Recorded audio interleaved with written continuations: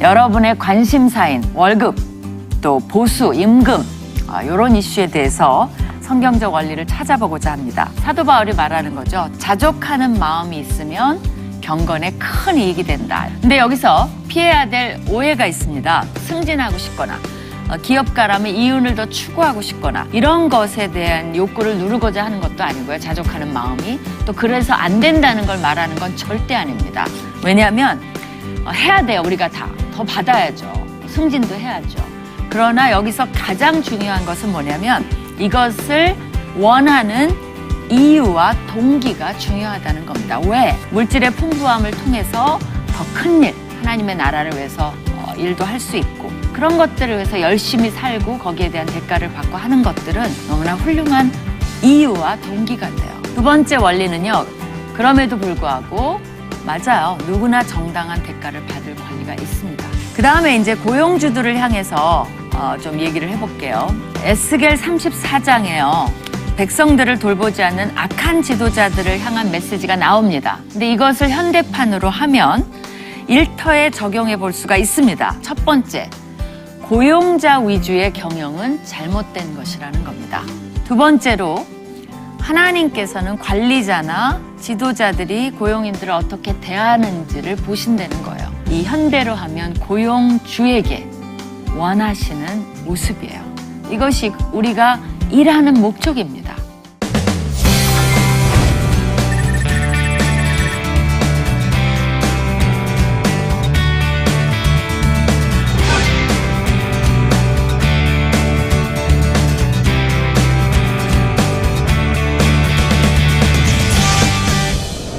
안녕하세요. 띠아의 김윤희 대표입니다.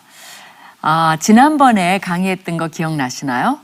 보수, 임금, 월급 이런 것에 대해서 좀 생각해 봤는데요. 자족이라는 단어 쓰고 다니시나요? 그게 무슨 말이냐고요? 궁금하시면 지난번 강의를 한번 돌려보시면 좋겠습니다. 자, 오늘은요. 하나님께서 일에 대해서 어떻게 우리를 인도하시는지 그걸 어떻게 구분하는지 거기에 대해서 한번 살펴보도록 하겠습니다. 제목은요. 일에 대한 하나님의 인도하심 구별하기. 여러분들은 지금 하고 계시는 일이 하나님의 뜻이라는 거 어떻게 알고 계시죠? 어떻게? 하나님의 음성으로 말씀해 주셨나요? 어느 날 깨어보니까 그거 해라 그래갖고 꿈에서 그래서 막 그 일을 택하게 되셨나요? 글쎄요. 스토리가 다 개인마다 다를 거라고 믿어요. 어떤 분들은 빨리 가르쳐 주세요. 저는 지금 뭐를 해야 될지 모르겠어요. 하나님 뜻이 뭔지 모르겠어요. 라고 고민하고 계신 분도 계시겠죠. 거기에 대해서 오늘 좀 가이드라인을 드리고자 합니다. 오늘의 포인트는요. 특정한 종류의 일에 대한 하나님의 인도하심을 어떻게 분별할까에 대한 주제를 다뤄보도록 하겠습니다. 자, 몇 가지 원리가 있는 게 편하시겠죠. 첫 번째는요. 특정한 일에 대한 직접적이고 명백한 부르심. 여기에 대해서 한번 생각해 볼까요? 우리한테 명백한 부르심은 딱 하나입니다. 그건 뭐냐고요? 바로 예수님을 따르라는 부르심이에요. 이게 모든 사람을 한 방향으로 가게 하는 겁니다. 그러니까 여러분이 다른 거 일체 생각하기 전에 이거부터 결정하세요. 나는 예수님을 따를 준비가 돼 있는가? 그 다음 질문이 뭐예요? 그럼 예수님을 따르는데 어떤 일을 하면서 따라야 되는가라는 질문이 이제 두 번째 질문이 되는 거죠. 그렇죠? 준비되셨나요? 그러면 그 다음 포인트로 넘어가 보죠. 아까 특정한 부름에 대한 것에 대해서 한번 생각해 봅시다. 사실 구약에서 신약에서 나오는 그런 부르심 있죠. 이런 것들은 극히 드뭅니다. 전체 합해봐야 100명도 안 돼요. 예를 들면 방주를 지으라고 노아를 부르셨죠. 모세 아론은 출애굽의 임무를 주셨죠. 또 사무엘, 에레미야, 아모스 선지자들은 특별한 목적으로 음성으로 직접 부르시기도 하십니다. 아브라함과 사라, 이 사람들은 아예 고향을 떠나라고 이주를 시키셨죠. 요셉, 기드온, 사울, 다윗 이런 사람들은 정치적 지도자로 기름 부음에서 직접 세우셨습니다. 또 부사렐과 오홀리압이라는 사람들은 좀 익숙하지 않지만 성전 건축에 최고 직공으로 세우십니다. 이런 종류의 부르심, 이런 거는 아주 극히 드문 경우라고 볼 수가 있습니다. 여러분도 나는 그렇게 부름 받았는데 그거는 특별한 경우라고 볼 수 있어요. 대부분의 사람들은 그렇게 부르심을 받지 않습니다. 그렇다고 그럼 하나님이 우리를 인도 안 하시나요? 그것도 아니에요. 근데 그렇게 너무 드라마틱하지 않은 방법으로 하나님이 나름대로 우리를 이끄시고 인도하십니다. 그렇기 때문에 너무 이 성경을 보면서 성경적 인물들의 부르심으로 나를 부르시겠지? 그거는 기대하지 말라는 것이 첫 번째 원리입니다. 그러면 이제부터 실제적인 원리는요.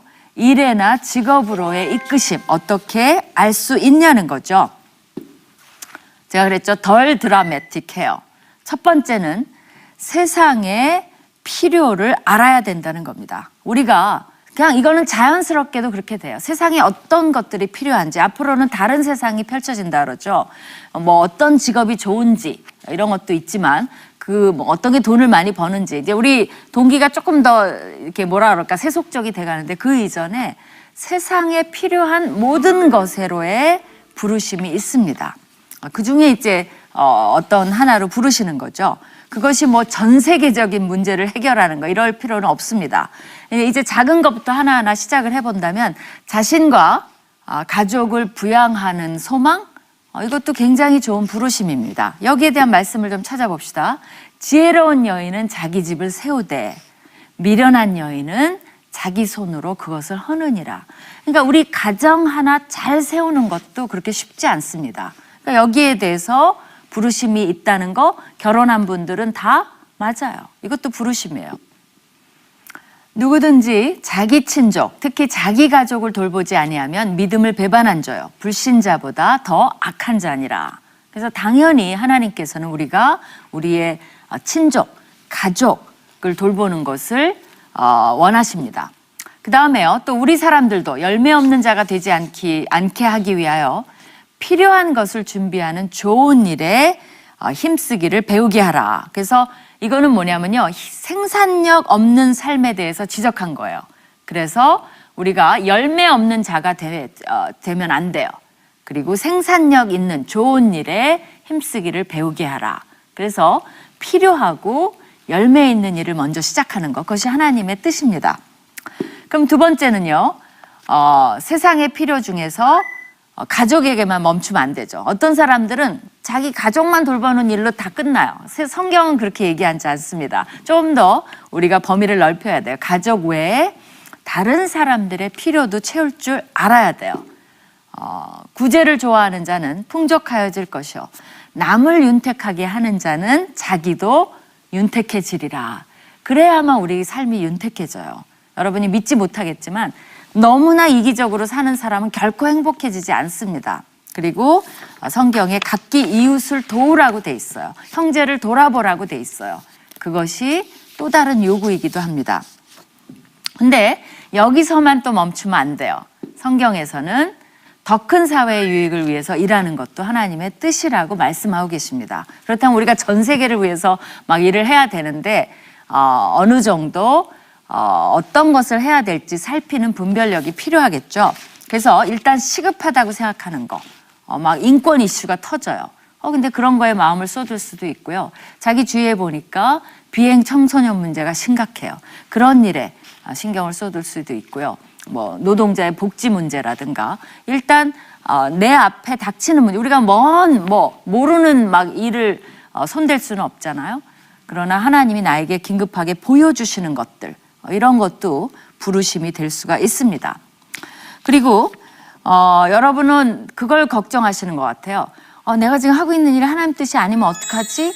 그거 걱정하실 필요가 없어요. 일단 이런 필요들을 보여주시는 일에 뛰어드는 거, 그것이 하나님의 뜻이라는 겁니다. 어떤 분은 아까 말한 대로 너무 드라마틱하게 그거다라고 꼭 집어줄 때까지 기다리고 아무것도 하지 않는 것을 아까 뭐예요? 비생산적인 일이에요. 열매 없는 일이에요. 그것을 하나님이 하지 말라고 하는 겁니다. 무엇을 해도 좋아요.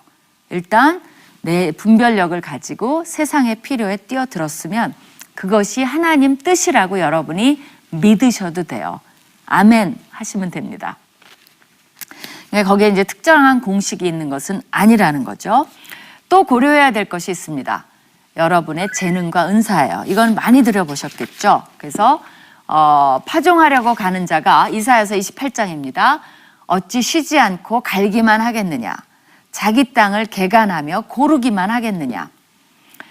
지면을 이미 평평히 하였으면 소회양을 뿌리며 대회양을 뿌리며 소맥을 줄줄이 심으며 대맥을 정한 곳에 심으며 귀리를 그 가에 심지 아니하겠느냐. 이는 이렇게 막 여러 개를 농부가 알아서 어디는 어디에 심고 어디는 갈고 어떤 건 뭐 일구고 하는 것을 아는 것은 그의 하나님이 그에게 적당한 방법을 보이사 가르치셨음이니라 라고 구약에서는 얘기하고 있어요. 그러니까 우리에게 다양하게 많은 것들을 이미 가르쳐 주셨죠. 여러분이 배운 교육이 있으시죠. 경험이 있으시죠. 이런 것도 쓰일 수 있다는 겁니다.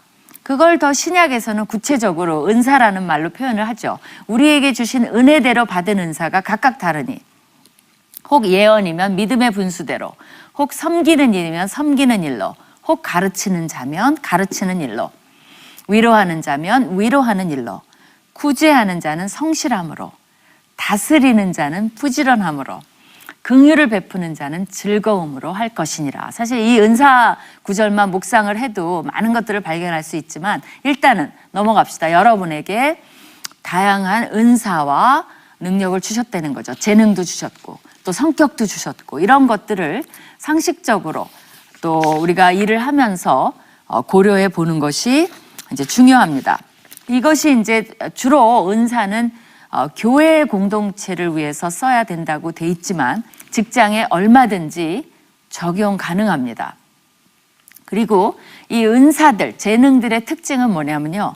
공동의 선을 위해서 써야 된다는 거예요. 그거 되게 중요한 거예요. 공동의 선. 하나님이 이런 것들을 여러분에게 재능, 좋은 경험들 왜 주셨냐면요. 바로 나만을 위한 것이 아니에요. 그러니까 성경에서 철저히 배제하는 거 하나가 뭐냐면 이기적인 거예요. 왜 그런 줄 아세요? 이기적이면 좋을 것 같죠? 많은 심리학자들이 얘기합니다. 이기적인 사람은 불행해요. 우울해져요. 나중에 친구가 없어요.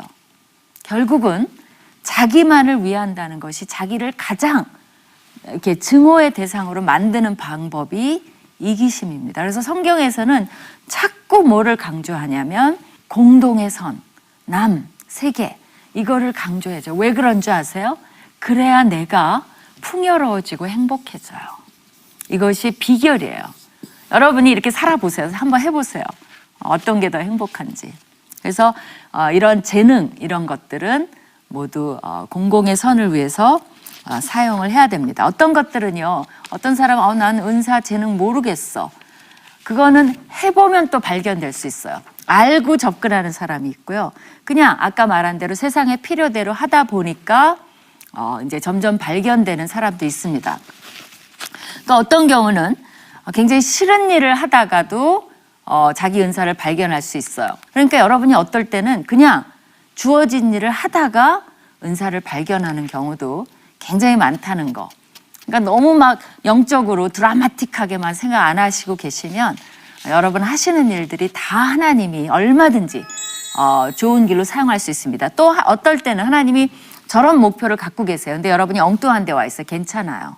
그것을 통해서 저쪽으로 가시는데 하나님이 이것을 유용하게 사용할 수 있습니다. 그래서 기대하시면서 지금 이것이 싫든 좋든 내가 뭐 잘 못하든 지금 사회 초년생들은 열심히 하시는 것이 굉장히 중요합니다. 그 다음에 이제 세 번째로는요. 이게 이제 하나님 주시는 건데 진정한 갈망이 있어요. 가장 깊은 갈망. 이것이 하나님께도 되게 중요해요. 이게 이제 정말 부르심이라고 볼 수가 있죠. 근데 이제 이 진정한 갈망의 근원에는 여러분이 정말 하나님의 뜻을 알고 싶으면 뭐를 해야 되냐면 여호와를 기뻐하라. 그가 내 마음의 소원을 내게 이루어 주시리라. 그래서 여러분이 저는 하나님이 어느 길로 인도하시는지 직장에 대해서 알고 싶어요. 이 작업부터 하시면 좋을 것 같아요. 하나님을 기뻐하고 아까 처음에 예수님을 따르는지 확인하고 그러면 하나님과 나와 마음이 일치되면서 더 많은 것들을 하나님이 조용히 얘기해도 여러분이 들으실 수 있습니다. 그러다가 뭐 드라마틱하게 인도해 주실 수도 있는 거죠. 그렇죠? 또 그는 자기를 경외하는 자들의 소원을 이루어 주시며, 이런 말들은 귀를 기울일 필요가 있어요. 하나님은 자기를 경외하는 자들의 소원을 이루어 주시고 또 그들의 부르짖음을 들으사 구원하시리로다. 여러분이 정말 소원이 있다면 하나님을 경외하는 모습을 보이시는 것이 훨씬 더 기도 응답을 빨리 받는 방법입니다. 그 다음에 또 어떻게 해야 돼요? 의에 줄이고 목마른 자는 복이 있나니 그들이 배부를 것이며, 우리가 그런 진정한 갈망을 어디서 얻어요? 이런 정의, 하나님의 정의. 왜 세상이 이럴까? 난 빛을 비추고 싶어. 이런 마음이 자꾸 있잖아요.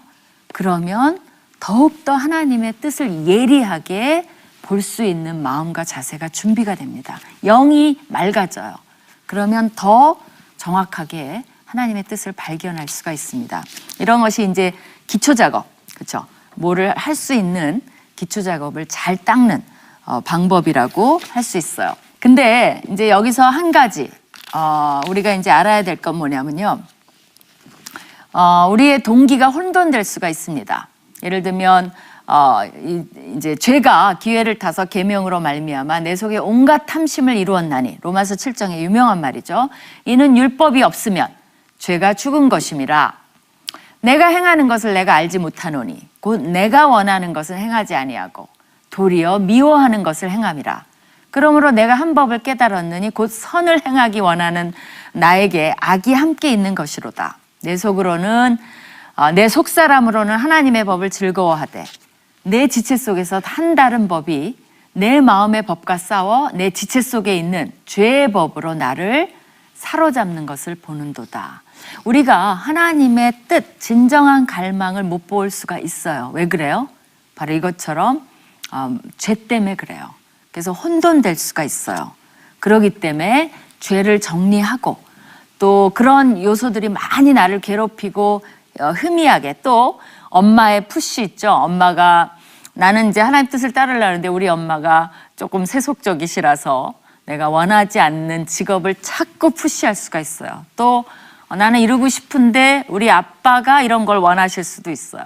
이제 그런 것들은 좀 혼돈의 요소가 됩니다. 그래서 이제 믿는 부모님들은 그런 좀 자유함을 주셔야 되는데, 안 그러면 하나님의 뜻이 아닌 그야말로 다른 목소리 때문에 다른 직업을 택할 수는 있습니다. 그런 분별력은 여러분이 기르셔야 돼요.